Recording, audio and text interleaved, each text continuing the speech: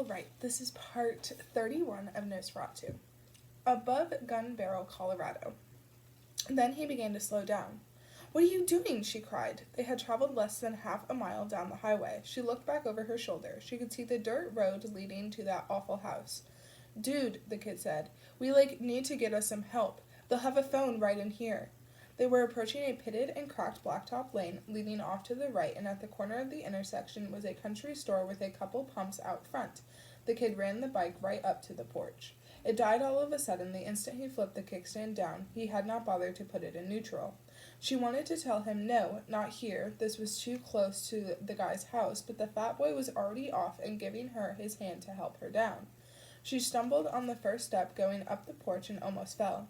He caught her in his arms. She turned and looked at him, blinking at tears. Why was she crying? She didn't know, only knew that she was, helplessly, sipping at the air in short, choked breaths.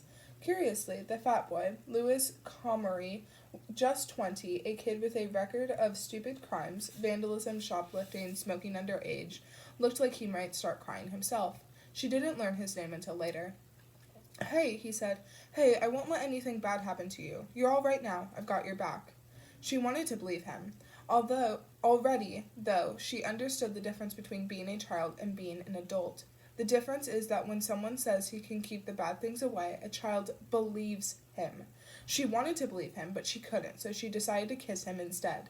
Not now, but later. Later she would kiss him, the best kiss ever. He was chubby and had bad hair, and she suspected he had never been kissed by a pretty girl before.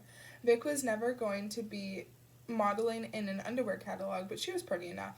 She knew he thought so too, from the reluctant way he let go of her waist.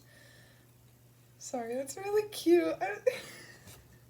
I like how this book described that. That was like a very beautiful paragraph. Okay, sorry. "Let's go in there and bring a whole mess of law down here," he said. "How about that?" "And fire trucks," she said. "That too," he said. Lou walked into a pine-floored country store. Pickled eggs floated like cow eyeballs in a jar of yellowing fluid on the counter. A small line of customers led to the lone cash register. The man behind the counter had a corncob pipe in the corner of his mouth. With his pipe, squinty eyes, and bulging chin, he bore more than a passing resemblance to Popeye the Sailor Man. A young man in military fatigues stood at the head of the line, holding a few bills in his hand. His wife waited beside him, baby in arms. His wife was, at most, only 5 years older than Vic herself, her blonde hair held back in a ponytail by an elastic loop. The towel-headed infant in her arms wore a Batman onesie with tomato sauce stains down the front, evidence of a nutritious lunch by way of Chef Boyardee. "Excuse me," Lou said, raising his thin, piping voice. No one so much as looked around.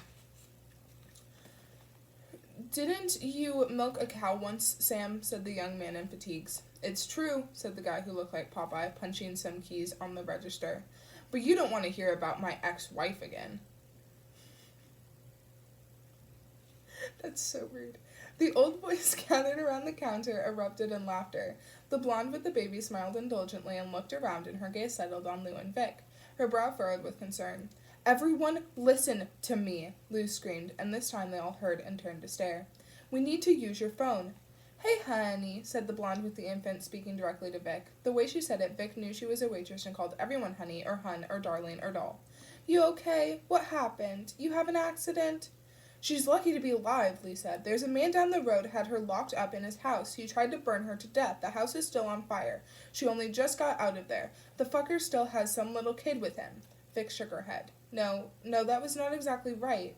The little kid was not being held against his will. The little kid wasn't even a little kid anymore. He was something else, something so cold it hurt to touch him. But she couldn't figure out how to correct Lou, and so she said nothing. The blonde looked at Lou Carmody while he was speaking, then back, and when her gaze turned to Vic, it was subtly altered. It was a look of calm, intense appraisal, a look Vic knew well from her own mother's face. It was the way Linda sized up an injury, judging it on a scale of severity, settling on the appropriate treatment.